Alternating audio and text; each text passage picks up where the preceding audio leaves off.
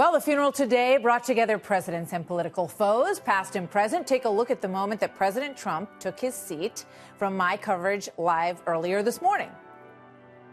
I mean, you just have to wonder if the lesson of the life of President Bush, the 41st president of the United States, leaves an impression on our political process, whether it's for 24 hours or whether it lasts longer than that. The lessons of his life are so potent, and his own ability to put aside his differences with people who he had run against. You know, Bob Dole, he ran against for the nomination twice. They became dear, dear friends. And you can't look at this front row and the divisiveness that we have in this country today without a moment, I think, of hopefulness. I just thought that was an extraordinary. Here it is again. And Hillary's just sort of staring straight ahead. So was that a snub? A lot of people said it was. Let's see what Jesse Watters, host of Watters World and co-host of The Five, thought about that moment today. Hello, Jesse. Hi, Martha.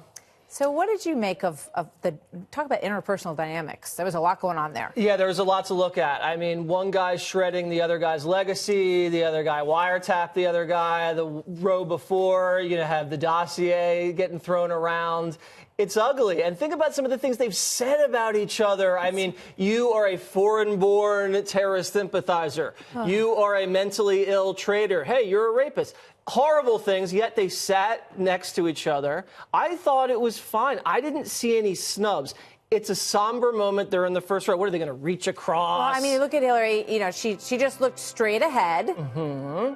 She had a little nod there. You know, I mean, for one thing, they can't reach across the entire aisle and shake everyone's hand. Right. And this also, just to remind people at home, this was a moment, you know, before it was kind of jovial, people were chatting, but this was not that moment. Everyone was seated and ready for it to begin. Yes. So they're focused. Right. Then they brought the president in. And you're supposed to sit there and look straight ahead. You're not supposed to take any other attention away. If you think about it, she acknowledged Melania, didn't really acknowledge President Trump. I mean, she wants to be president. Donald Trump said if he were president, he'd lock her up. Yeah, so that makes things a little some awkward. Bad blood there, but I didn't think that it needed to be manufactured to such an extent where this is a controversy. I think everybody sat there politely and paid their respects to a higher power. Go back. Let's put the video up one more time, because what I looked at the second time around is I like watching Marilyn Quayle.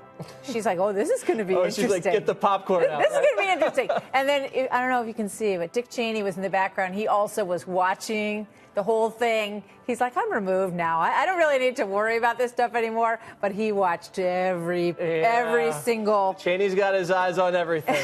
Who knows what Cheney's up to?